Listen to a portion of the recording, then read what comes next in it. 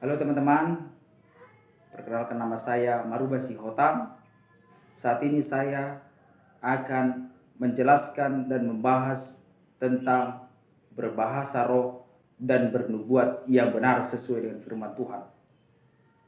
Di mana kita melihat bahwa denominasi karismatik ada menekankan tentang bahasa roh. Tetapi kita harus perhatikan bagaimana sebenarnya bahasa roh yang benar. Mari kita buka Alkitab kita dalam 1 Korintus pasal yang ke-14 ayat yang kedua sampai ke-4. Disinilah penekanan yang dibahas tentang dua hal, yaitu berbahasa roh dan bernubuat yang benar sesuai firman Tuhan. Yang pertama kita bahas yaitu berbahasa roh yang benar. Dikatakan siapa yang berkata-kata dengan bahasa roh tidak berkata-kata kepada manusia, tetapi kepada Allah, sebab tidak ada seorang pun yang mengerti bahasanya. Oleh roh ia mengucapkan hal-hal yang rahasia.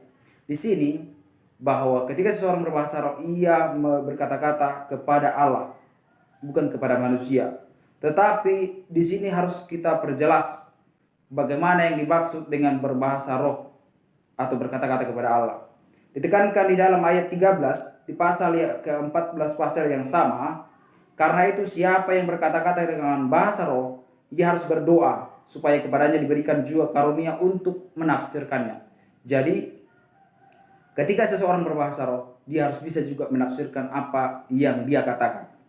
Ayatnya yang ke-9 ditekankan, demikianlah juga kamu yang berkata-kata dengan bahasa roh. Jika kamu tidak mempergunakan kata-kata yang jelas, bagaimanakah orang dapat mengerti apa yang kamu katakan? Kata-katamu sia-sia saja kamu ucapkan di udara. Jadi ketika seseorang berbahasa roh, bahwa dia harus mengeluarkan atau berkata-kata dengan jelas, dapat dimengerti, didengar oleh orang-orang yang di sekitarnya, sehingga orang-orang di sekitarnya dapat terangkat iman mereka dan dapat mengerti akan kehendak Tuhan. Lalu yang kedua tentang bernubuat.